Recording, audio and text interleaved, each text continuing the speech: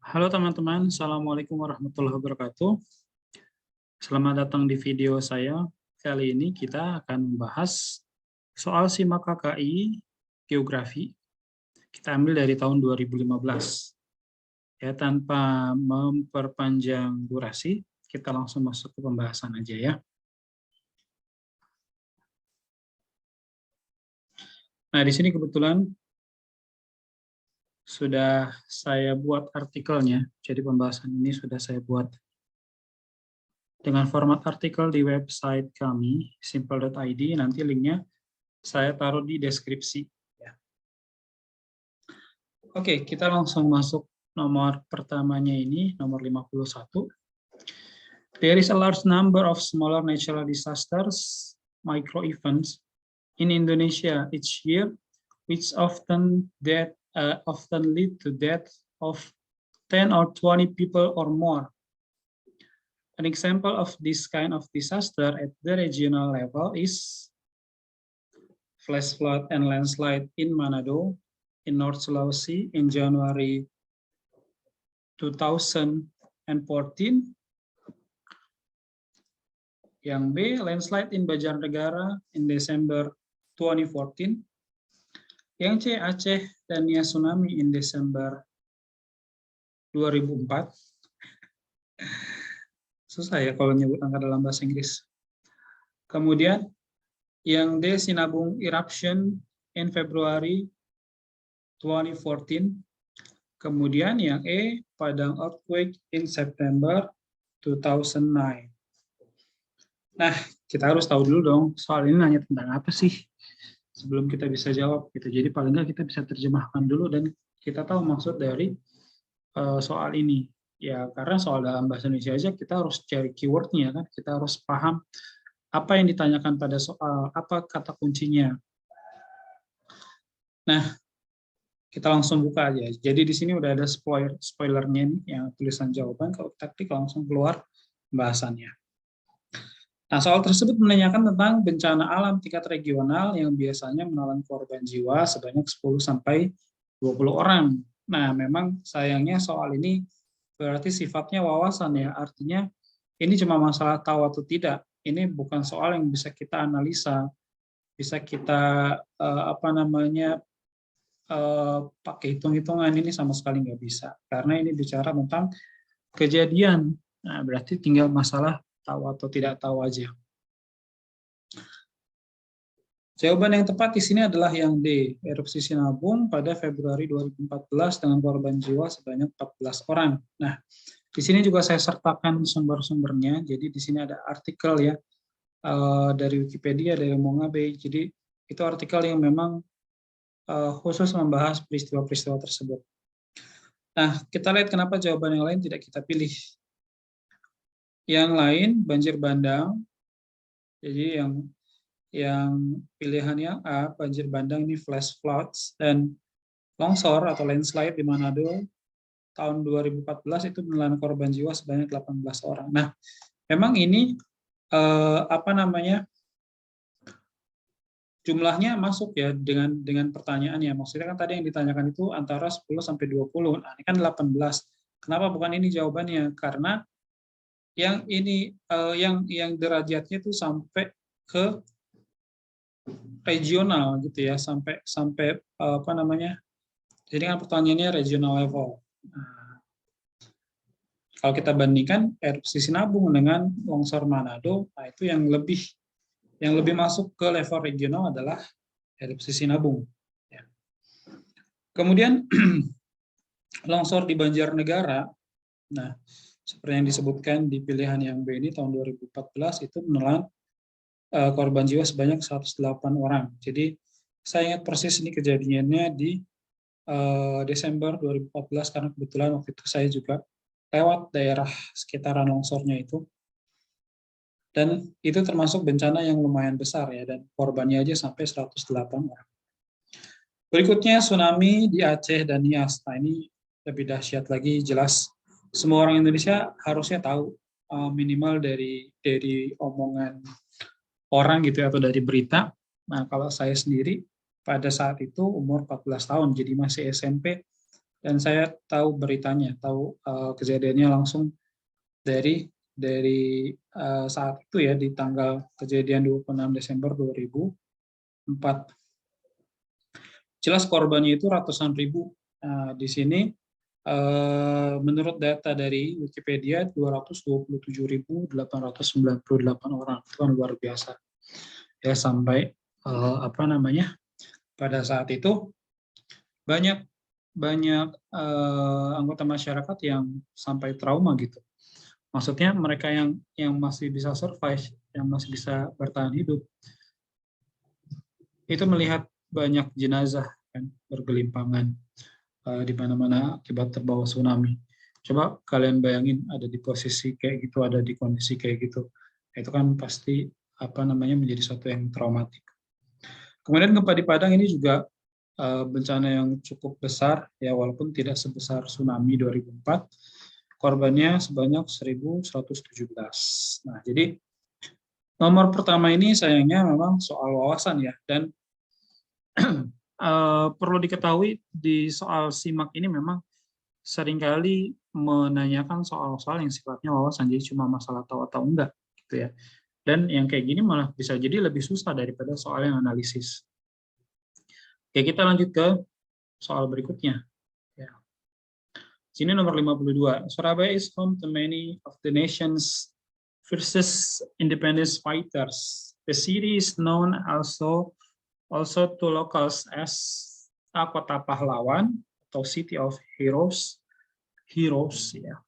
Yang B, Kota Pejuang, City of Warriors, ataukah Kota Batik, Kota Jembatan Merah, atau Kota Bung Tomo. Nah, kalau ini soal wawasan juga kan, tapi masih gampang. Umumnya kita tahu julukan dari Surabaya itu adalah Kota Pahlawan, jadi jelas jawabannya yang A.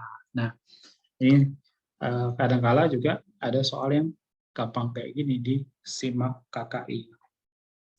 Jadi perlu kalian ketahui juga bahwa soal SIMAK KKI itu sebetulnya bobotnya itu tidak terlalu sulit ya. Jadi cuma masalah dia bahasa Inggris aja. Bahkan kalau kita bandingkan dengan soal SIMAK UI yang bahasa Indonesia, itu lebih sulit yang bahasa Indonesia. Gitu. Kemudian kita lanjut ke nomor 53. Where slope of a mountain is irregular, the contours representing that slope are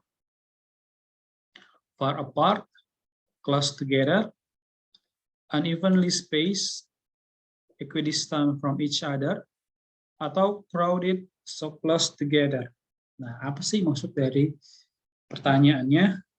Jadi di sini ngomongin kontur, ngomongin garis yang menghubungkan tempat-tempat yang memiliki ketinggian yang sama. Nah, ingat bahwa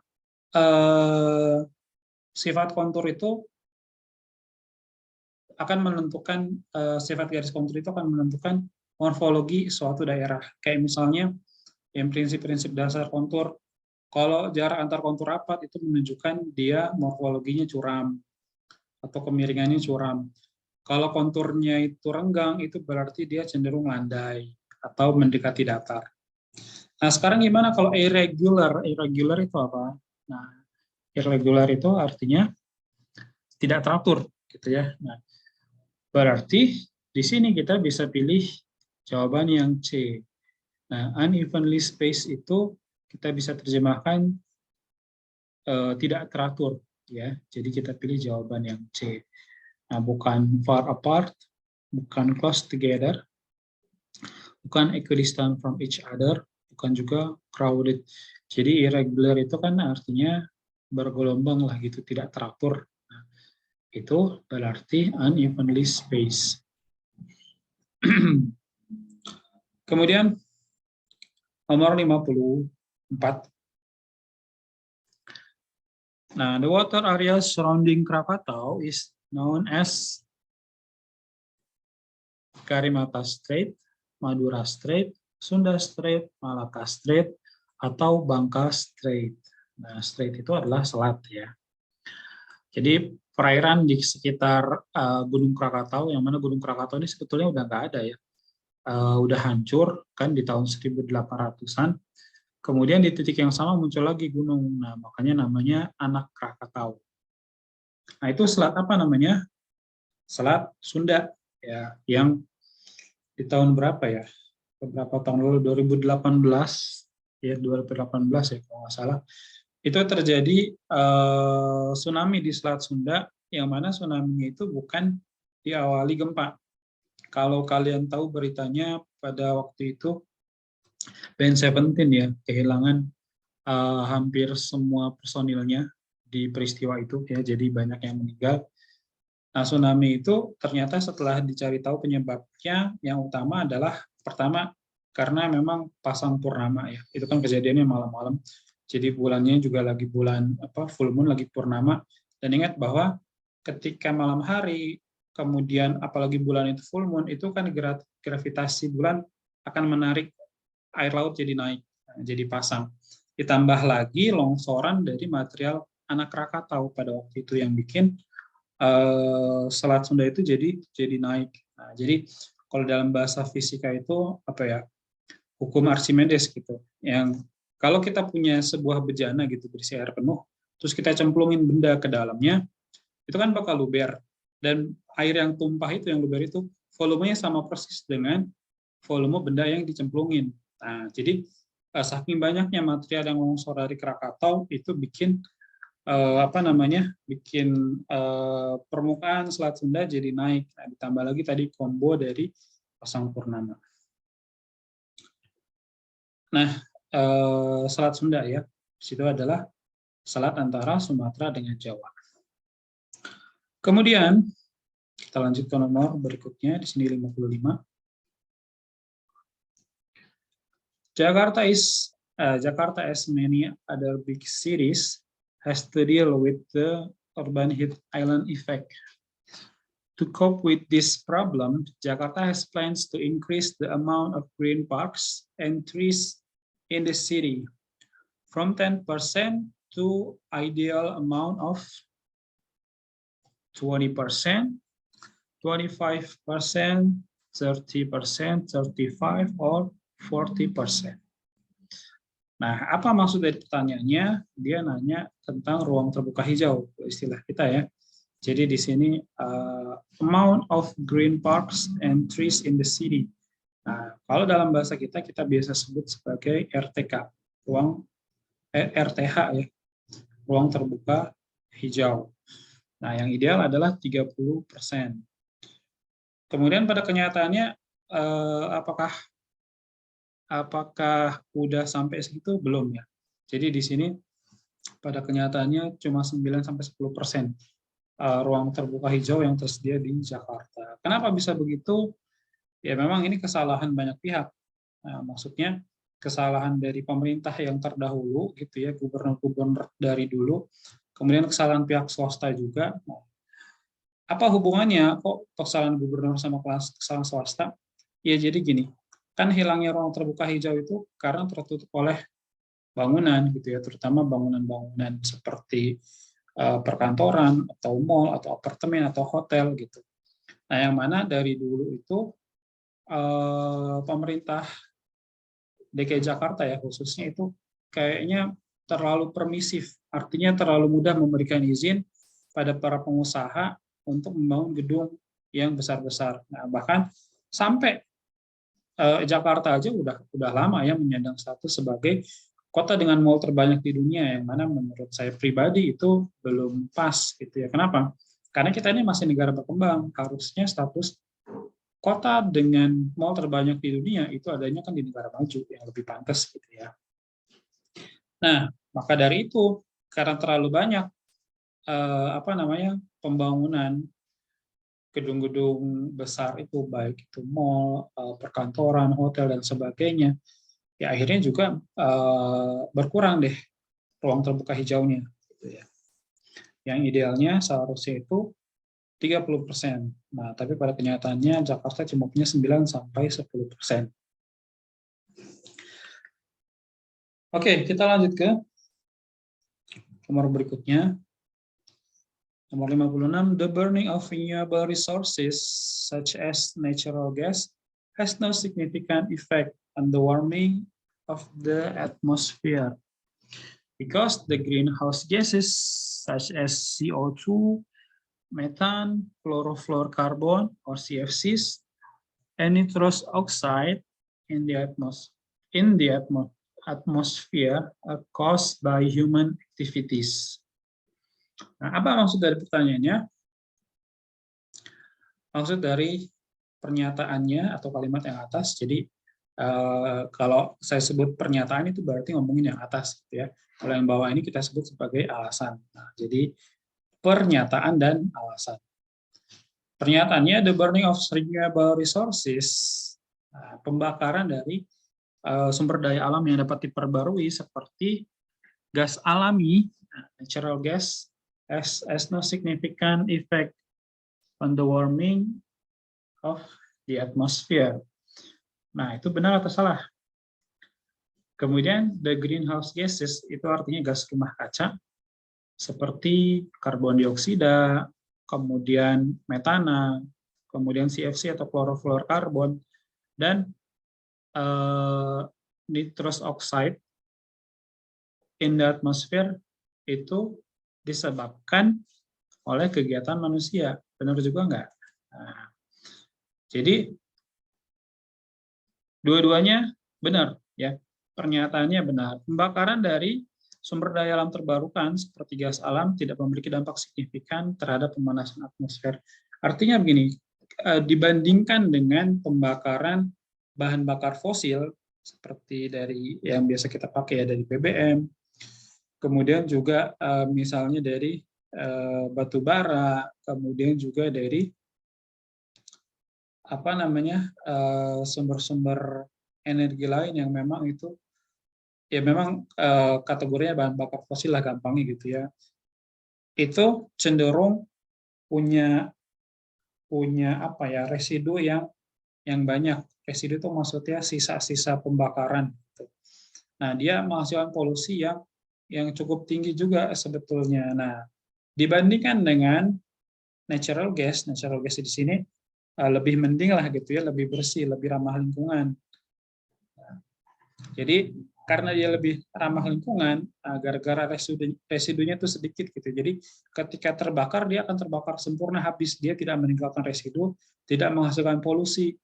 Nah, sehingga dia itu has no significant effect, nggak punya efek yang signifikan, maksudnya dalam menyebabkan pemanasan di udara gitu, dalam mencemari udara. Nah, kemudian di sini kalimat yang bawah atau di sini saya ketiknya pernyataan kedua ya. Nah, jadi mungkin yang lebih sederhana itu pernyataan dan alasan. Jadi gas rumah kaca seperti karbon dioksida, metana, CFC dan sebagainya disebabkan berbagai aktivitas manusia. Contohnya penggunaan kendaraan bermotor. Nah, jelas ya, kendaraan bermotor ini kan dia akan menghasilkan karbon dioksida, kemudian karbon monoksida juga, metana juga gitu. Nah, kalau CFC sendiri dia dihasilkan biasanya identik dengan mesin-mesin pendingin. Nah, seperti AC, lemari es, kemudian spray-spray kalengan gitu ya. Ya walaupun katanya sekarang udah nggak dipakai, sekarang itu udah dipakai gas yang lebih ramah lingkungan gitu ya. Makanya juga kalau kita perhatikan misalnya freon AC itu kan ada beberapa kategori ya. Nah, AC-AC yang terbaru itu juga harus pakai freon yang jenis terbaru yang itu lebih ramah lingkungan, yang nggak berbahaya. Emang sebahaya apa sih CFC? CFC ini bisa sangat efektif melubangi ozon di lapisan stratosfer kita. Nah, dampak selanjutnya kalau ozon berlubang itu, ingat fungsi ozon adalah menyaring sinar ultraviolet. Nah, dia ibarat payung gitu ya. Ketika siang hari bikin bumi ini jadi nggak terlalu panas, karena kita punya penangkal. Nah, kalau itu berlubang, panas matahari nanti masuk berlebihan. Dan itu udah terjadi ya, ozon berlubang dulu. Dan alhamdulillahnya karena ini disadari satu dunia gitu ya, maka satu dunia juga berhenti menggunakan CFC ini dan beralih ke gas yang lebih ramah lingkungan, sehingga ozon itu juga keadaannya membaik gitu. Yang dulunya sempat berlubang besar. Nah, kemudian kita lihat apakah di sini berhubungan sebab akibat. Nah, kalau misalnya kita temukan kondisi kayak gini, pernyataannya benar, alasannya benar, itu kan bisa A, bisa B, ya kan? A itu kalau sebab akibat, B itu kalau nggak sebab akibat. Nah, di sini gimana caranya kita menentukan dia sebab akibat atau enggak? Karena kadang-kala menentukan sebab akibat atau enggak malah lebih susah daripada menentukan benar atau salah, ya kan? Triknya adalah baca yang bawahnya dulu atau alasannya, kemudian kata sebab itu diganti dengan maka, kemudian baru baca yang atas. Ya, di sini walaupun bahasa Inggris kita bisa langsung ngebayangin translate-nya gitu ya, atau bahasa Indonesia-nya. Jadi gas rumah kaca seperti CO2, metana dan CFC, nitrous oxide itu disebabkan kegiatan manusia. Maka pembakaran dari sumber daya alam terbarukan seperti gas alam itu tidak punya efek yang signifikan dalam memanaskan atmosfer. Nah, ini kan tidak sebab akibat. Jadi kita pilih yang B. Oke, kita lanjut ke nomor berikutnya. 57. Oh iya.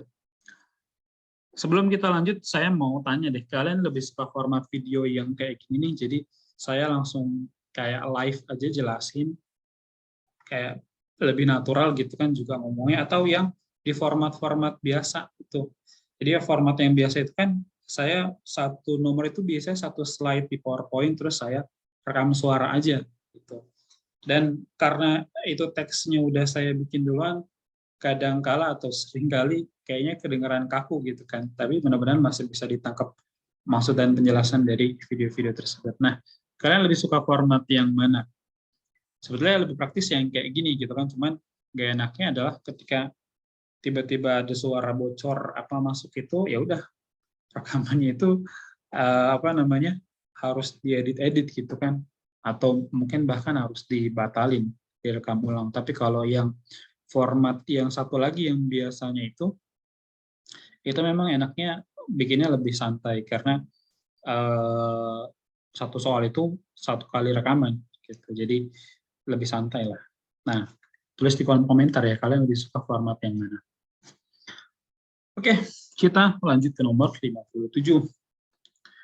Most of the largest islands of Indonesia, such as Sumatra, Java, Bali, Lombok, Sulawesi, and Seram, are mountainous, with peaks ranging between 3,000 and 3,800 meters. Nah, above sea level. Jadi, kebanyakan pulau-pulau besar di Indonesia seperti Sumatera, Jawa, Bali, Lombok, Sulawesi, dan Pulau Seram itu mountainous. Mountainous itu kan kata dasarnya mountain gitu ya, artinya gunung. Jadi bergunung-gunung, nah, banyak gunungnya. Dengan puncak di sekitaran 3.000 sampai 3.800 meter. Nah, benar nggak sih ini? Lagi-lagi berarti ini soal tentang wawasan gitu ya. Artinya kita nggak bisa terka-terka, ini harus bicara data. Cuma masalah tahu atau enggak. Because the country's tallest mountains covered by snow are located in Jayawijaya Mountains and the Sudirman Range in Kalimantan. Nah, kita langsung buka aja pembahasannya. Ternyata pernyataannya salah. Nah, kenapa salah? Di sini kan dikatakan kebanyakan gunung di Indonesia, terutama di pulau-pulau besarnya, Sumatera, Jawa, Bali. Nah, kalau kita sebut aja Sumatera, Jawa, Bali, kemudian Nusa Tenggara gitu gampangnya ya. Itu kan pulau-pulau atau kepulauan yang punya gunung banyak banget atau paling banyak di Indonesia. Apakah ketinggiannya di antara 3.000 sampai 3.800 kan gitu ya pertanyaannya. Nah, kenyataannya enggak. Kenyataannya kebanyakan gunung di Indonesia itu ketinggiannya sekitar 2.000-an. Nah, jadi masih di bawah 3.000. Ini sumbernya saya sudah sertakan di sini linknya. Nanti kalian bisa klik di sini. Kemudian alasannya atau pernyataan kedua di sini salah. Nah, Pegunungan Jayawijaya harusnya kita semua udah tahu ya, ini adanya di Papua, bukan di Kalimantan. Jadi ada namanya barisan Sudirman Range. Nah, itu adalah sebutan buat barisan gunung-gunung yang ada di Papua. Jadi perlu kita ketahui di Papua itu bukan satu gunung ya. Jadi yang punya apa istilahnya es abadi atau di sini cover by snow, ya tertutup salju, itu bukan cuma satu gunung tapi ada beberapa, dan puncak apa namanya tertingginya namanya Jayawijaya yang terkenal. Kemudian juga ada nama gunung yang terkenal di situ adalah Kartens. Nah, barisan pegunungannya namanya barisan Sudirman. Jadi kita pilih yang E karena dua-duanya ternyata salah. Kemudian kita lanjut ke nomor 58. Coral reefs bordering the southeast coast of Bali are termed barrier reefs. Nah, apa maksud dari soal ini? Jadi terumbu karang itu kan ada beberapa kategori ternyata. Nah, paling nggak ada 3 ya. Ada barrier reefs, kemudian ada apa lagi? Kok saya lupa. Nanti mungkin di penjelasannya ada ya, di pembahasannya. Yang jelas kalau nggak salah tuh ada 3 kategori apa namanya terumbu karang berdasarkan formasinya. Nah, jadi ada yang formasinya besar banget dan dia itu seolah-olah seperti tembok yang besar. Nah, makanya dinamakan barrier reefs. Kemudian ada lagi namanya fringing reefs kalau dia itu lebih dekat ke tepi dan dia lebih tipis.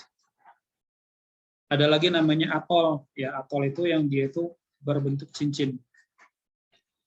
Because coral reefs that lie offshore and parallel to the coast are fringing reef. Jadi di sini kenyataannya ternyata salah. Terumbu karang yang berada di sepanjang pantai Tenggara Bali itu tergolong terumbu karang tepi atau fringing reefs. Nah, ini yang dia itu formasinya tipis lah gitu ya, dan dia lebih dekat ke pantai. Kalau barrier reefs biasanya dia di perairan yang lebih terbuka lagi, tapi bukan berarti perairan terbuka maksudnya perairan samudra gitu, perairan yang dalam, enggak, karena terumbu karang habitatnya itu di perairan yang dangkal. Nah, kita bisa temukan barrier reefs ini salah satu formasi yang terkenal ya dan terbesar. Jadi formasi terumbu karang terbesar dunia itu dimiliki oleh perairannya Australia. Nah, itu dinamakan The Great Barrier Reefs. Kemudian di sini alasannya atau pernyataan keduanya benar. Terumbu karang yang terbentang sejajar dengan pantai, nah itu disebutnya terumbu karang tepi atau fringing reefs. Jadi jawabannya yang D. Sekarang nomor berikutnya, nomor 59. Jakarta is not only the most populous city in Indonesia, but it is also the most populous in Southeast Asia. Because the official metropolitan suburbs, non-suburbs maksudnya suburban, known as Jabodetabek, extend even further. Apa maksud dari soal ini?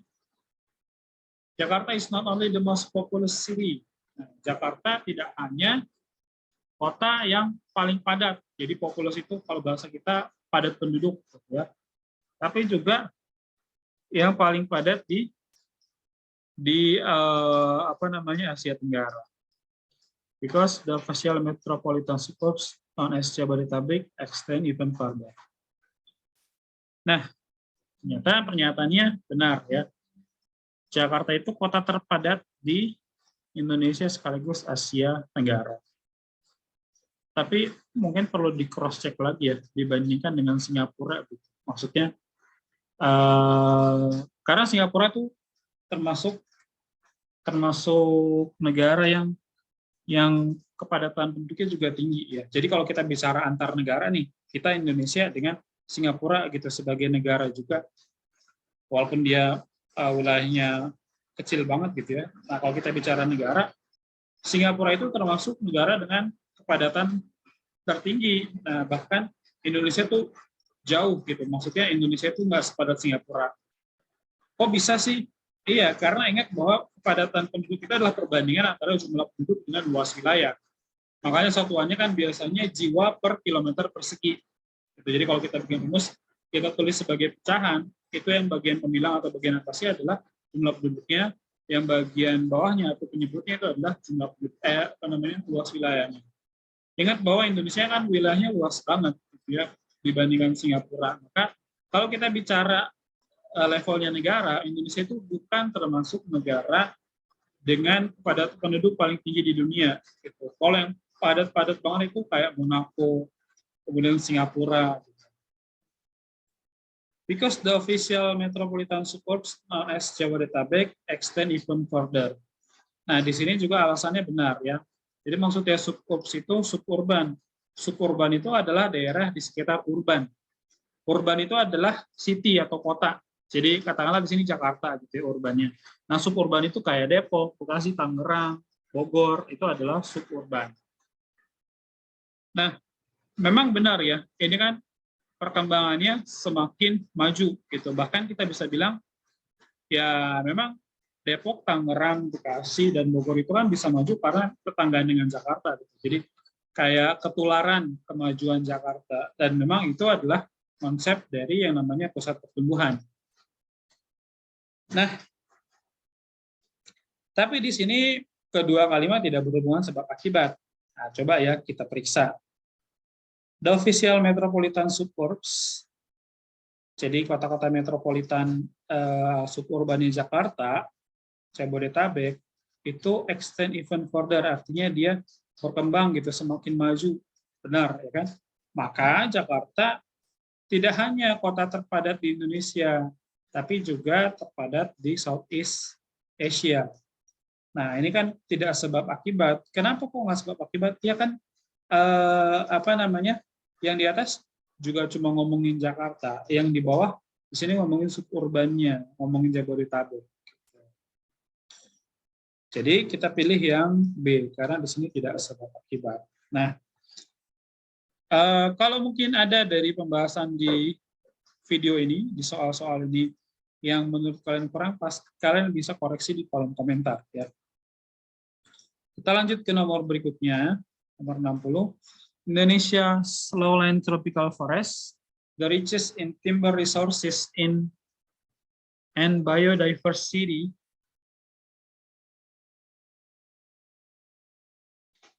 are most at risk because Indonesia is home to some of the most biologically diverse in the world and ranks third in number of species behind Brazil and Ecuador. Nah, apa sih maksud dari pertanyaan di soal ini? Ya, ngomong-ngomong, ternyata tuh dari tadi saya pakai headset tapi jacknya nggak dicolokin ke laptop. Kocak ya. Saya baru ngeh pas di nomor 60 ini. Tapi mudah-mudahan dari tadi suaranya terdengar jelas ya. Nah, terutama baru-baru ini nih, beberapa menit yang lalu, hujan deras, mudah-mudahan nggak mengganggu suara yang terekam di video ini. Nah, Indonesia Lowland Tropical Forest, maksudnya hutan tropis, dataran rendahnya Indonesia. Nah, itu adalah sumber daya alam kayu, gitu ya. Jadi timber resources itu maksudnya sumber daya kayu. The richest in the timber resources, yang paling kaya penghasilkan kayu, dan biodiversity artinya keragaman hayati kalau bahasa kita, are most at risk. Nah, dalam bisa dibilang dalam keadaan bahaya lah gitu ya. Because Indonesia is home to some the most biologically diverse forests in the world and ranks third in number of species behind Brazil and Ecuador. Nah, kita langsung buka aja. Di sini pernyataannya benar, ya. Keadaan hutan tropis Indonesia sedang dalam keadaan memprihatinkan sejak beberapa dekade terakhir. Nah, jadi kalau beberapa tahun yang lalu tuh ya sering kan terdengar di berita gitu. Jadi terutama buat atau di media-media yang di situ berhubungan dengan apa namanya konservasi atau kelompok-kelompok pecinta lingkungan gitu ya, pasti mereka sering dengar bahwa hutan Indonesia terutama di Kalimantan itu setiap harinya hilang atau ditebang dengan luas setara beberapa lapangan sepak bola. Nah, bayangin aja lapangan sepak bola yang ini benar-benar standar FIFA lah bisa dibilang gitu kali ya. Jadi lapangan bola yang paling luas. Nah, itu segede itulah dan dikali beberapa kali gitu ya. Mungkin bisa 10 atau lebih. Nah, itu luas hutan yang hilang karena ditebang, karena dibakar gitu. Sama pihak-pihak yang tidak bertanggung jawab. Bahkan itu hitungan hari. Jadi sehari itu hilang hutannya seluas beberapa lapangan sepak bola. Kemudian alasannya di sini kayaknya perlu perlu dikoreksi ya. Di sini kan saya nemunya Indonesia itu urutan 9. Ya, ini harusnya kayaknya dikoreksi bukan urutan 9, tapi lebih tinggi lagi gitu.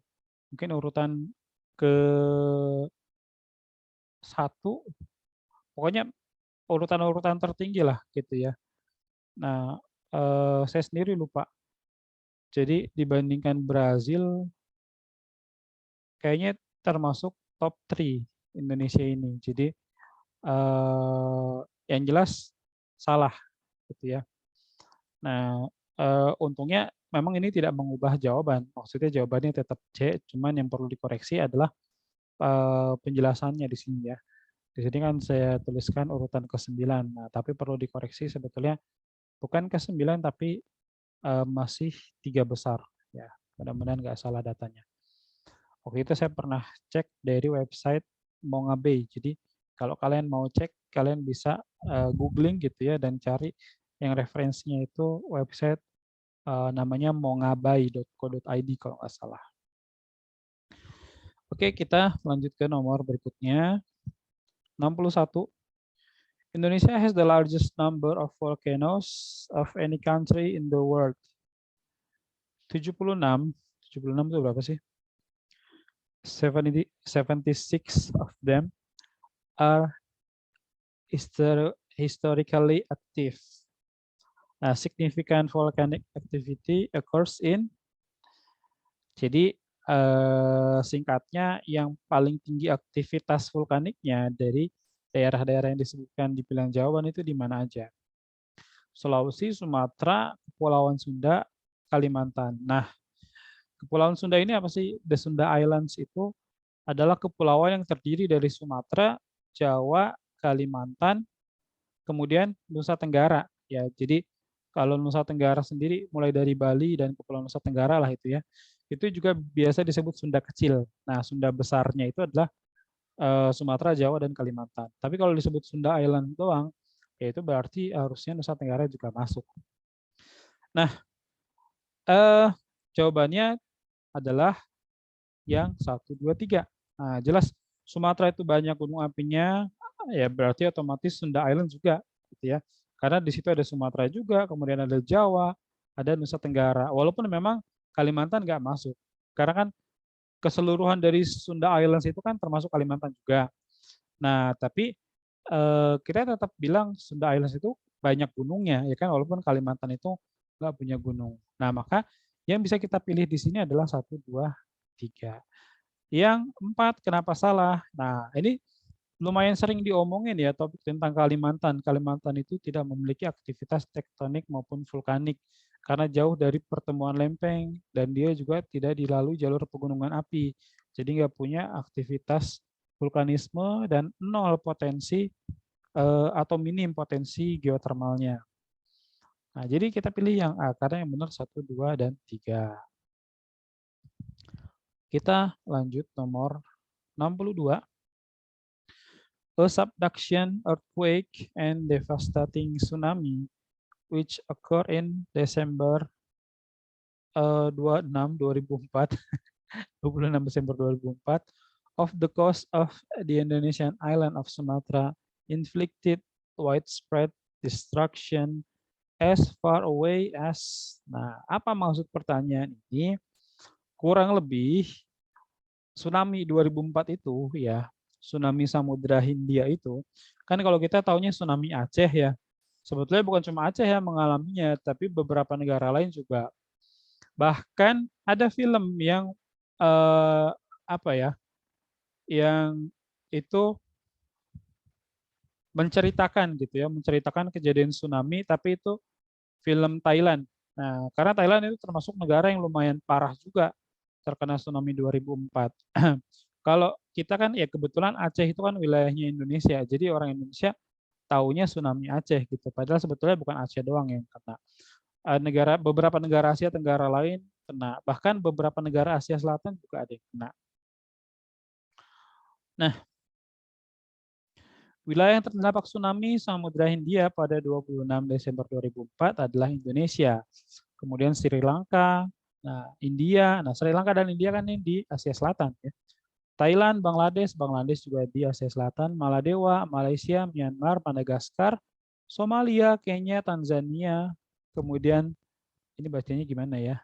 Seychelles, Afrika Selatan, bahkan sampai Yaman. Gitu. Walaupun mungkin Yaman nggak separah negara-negara di Asia Tenggara dan di Asia Selatan. Gitu ya. Dan lagi-lagi di sini ada datanya, kalian nanti bisa buka artikel ini lagi dan kalian klik gitu ya, ini sebagai sumber datanya, sebagai referensi untuk menjawab soal ini. Jadi kita pilih yang mana? Yang B, karena 1 dan 3, Myanmar dan Bangladesh. Pakistan dan Kamboja itu nggak kena. Ya, jadi kalian juga nanti bisa cek petanya gitu. Kenapa sih mereka nggak kena? Karena memang mereka terlalu jauh dari jangkauannya Samudra Hindia. Gitu. Ya, kenapa di sini nggak saya klik linknya? Nah, supaya apa ya, nggak berantakan gitu nanti tampilannya. Karena ini apa namanya, biar lebih clean. Nah, dan kalian nanti bisa buka artikel ini dan bisa ngecek sendiri gitu ya. Karena belajar yang bagus itu adalah diulang-ulang gitu kan. Jadi walaupun kalian udah nonton video ini, tapi setelah ini kalian baca-baca lagi soalnya dan kalian baca pembahasannya serta link-link yang ada di pembahasan itu kalian bisa cek gitu ya. Nah, sebagai referensi juga informasi tambahan atau penjelas. Kita lanjut. Sekarang nomor 63. To realize the Trans-Sumatra Mega Project, the structure of the project needs to be seen first. The aspects of which is or are commercially prospective, skinny, financially feasible. Kemudian yang 4, the existing road represent a plantation road. Nah, jadi di sini ngomongin jalan Trans Sumatera gitu ya, mega project. Nah, di sini mau bangun jalan tol lah kurang lebih gitu. Nah, maksud dari pertanyaan ini aspek yang harus dilihat duluan gitu. Itu kira-kira yang mana? Commercially prospective, maksudnya prospek komersialnya. Kemudian skinny, nah saya sendiri nggak nemu ya terjemahan dari skinny ini, karena skinny itu kan kalau kita taunya artinya kurus gitu ya. Skinny bisa berarti kurus, atau kalau kita pakai celana yang ketat-ketat itu, nah itu kan orang taunya itu skinny. Nah entah di sini apa namanya maksud dari skinny itu artinya apa? Apakah mungkin anggarannya seramping mungkin? Nah bisa jadi ke arah situ ya. Kemudian financially feasible, terus the existing road represent a plantation road. Nah, kita lihat langsung jawabannya. Ternyata semuanya benar. Nah, kenapa? Yang satu benar, prospektif secara komersial. Artinya ini kan proyek besar yang mau bikin jalan tol lah gitu ya. Nah, yang mana juga pastinya berbayar nantinya ketika udah jadi. Nah, ini akan menjadi sumber pemasukan perspektif secara komersial. Iyalah, maksudnya kan ini bukan kerja sosial yang kita bangun terus nggak ada pemasukan dari situ. Enggak, tapi tetap ada istilahnya balik modalnya nantinya gitu ya. Jadi perspektif secara komersial itu juga penting diperhatikan. Kemudian, nah di sini saya terjemahkan skin itu maksudnya adalah ramping dalam penganggarannya gitu. Anggaran yang dikeluarkan benar-benar ditekan agar tidak memakan terlalu banyak biaya. Kemudian layak secara finansial. Nah, tersedia dana untuk melakukan pembangunan baik dari dana sendiri ataupun dari investor. Kemudian jalan yang ada mewakili jalan perkebunan. Karena di Sumatera itu banyak perkebunan, maka pembangunan mega proyek Trans Sumatera itu harus memperhatikan hal ini. Nah, di sini kan bisa dibilang kita yakin gitu ya, kayaknya di 1, 3, dan 4 benar. Nah, tadi kita nggak yakin nomor 2 itu benar apa enggak ya? Kan tadi terjemahnya aja kita nggak yakin itu apa maksud dari kata skinny. Tetap bisa kita jawab yaitu E. Kenapa? Karena 1, 3, 4 pilihan yang paling memungkinkan adalah yang E, 1, 2, 3, 4 gitu kan. Nah, karena kalau kita pilih yang B, 1 dan 3 berarti yang 4 nggak ikutan dong. Padahal di sini kita udah tahu 4-nya benar. Maka kita pilih yang E dengan asumsi terjemahan dari skinny maksudnya tadi adalah dana yang ramping. Kita lanjut ke nomor 64. Tropical wet and dry or savanna climate, AW. Nah, ini klasifikasi iklimnya Köppen ya. AW itu nama yang diberikan oleh Köppen. Jadi Köppen itu mengklasifikasi iklim dengan abjad A sampai E. Nah, buat Indonesia sendiri itu adalah iklim A. Iklim A itu iklim tropis yang terbagi menjadi AF, AM, dan AW. AF itu adalah hutan hujan tropis, wilayahnya Sumatera dan Kalimantan. AM itu adalah hutan musim, wilayahnya ada Pulau Jawa. Kemudian AW itu adalah sabana yang wilayahnya Nusa Tenggara. Nah, itu kalau Indonesia ya. Tapi apakah soal ini ngomongin Indonesia?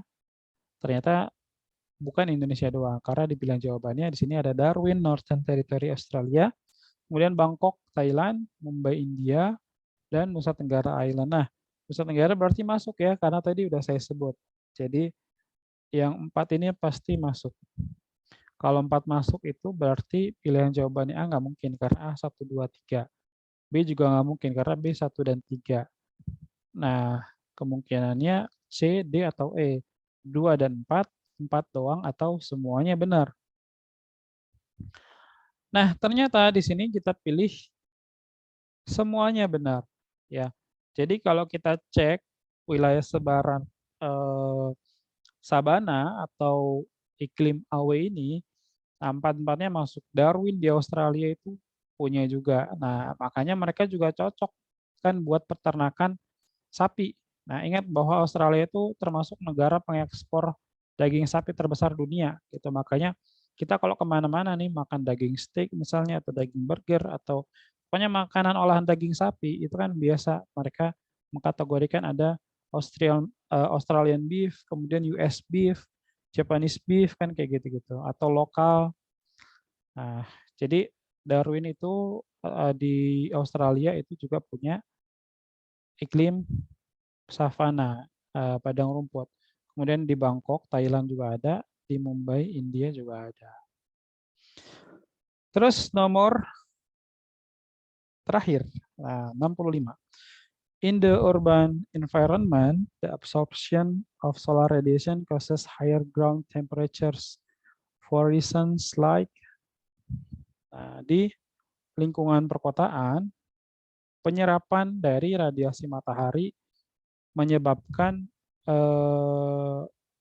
suhu permukaan gitu ya, suhu permukaan, suhu maksudnya suhu di tanah gitu. Itu lebih tinggi. Nah, alasannya apa? The absence of plant foliage, the absence of transpiration, roof and pavement of concrete and asphalt hold no moisture, atau the existence of population distribution pattern. Nah, apa maksudnya the absence of plant foliage itu berarti ketiadaan dari tanaman gitu ya atau tumbuh-tumbuhan. Nah, kemudian ini ketiadaan dari transpirasi. Transpirasi itu adalah bagian dari siklus hidrologi yang merupakan penguapan terutama dari pernapasan makhluk hidup, khususnya tumbuhan. Kemudian roof and pavement of concrete. Nah, di sini maksudnya atap dan eh, eh, konkrit, maksudnya beton gitu ya, aspal. Itu hold no moisture, maksudnya dia kedap air, jadi dia itu nggak bisa nahan atau menyimpan cadangan air. Hold no moisture. Moist itu apa sih? Moist itu bisa berarti lembab gitu ya. Yang jelas moist itu ngomongin kandungan air. The existence of population distribution pattern. Nah, ini maksudnya adalah apa? Kehadiran dari pola persebaran penduduk. Nah, kita pilih yang mana? Ternyata jawabannya yang A. Nah, karena tadi pertanyaannya apa yang bisa menyebabkan suhu itu meningkat gitu ya, suhu semakin panas. Nah, apakah persebaran penduduk itu mempengaruhi? Jawabannya enggak. Nah, karena kan eh, persebaran penduduk itu tidak mempengaruhi, yang mempengaruhi adalah aktivitas manusianya, seperti misalnya kegiatan industri, terus penggunaan kendaraan bermotor, terutama yang masih menggunakan pembakaran internal gitu ya, maksudnya mesin bensin konvensional. Nah, itu baru yang dia bisa bikin apa namanya higher temperature. Nah, tapi di sini kan sekedar ngomongin population distribution pattern. Jadi ya kita cuma ngomongin persebaran penduduknya aja, rumah-rumahnya aja.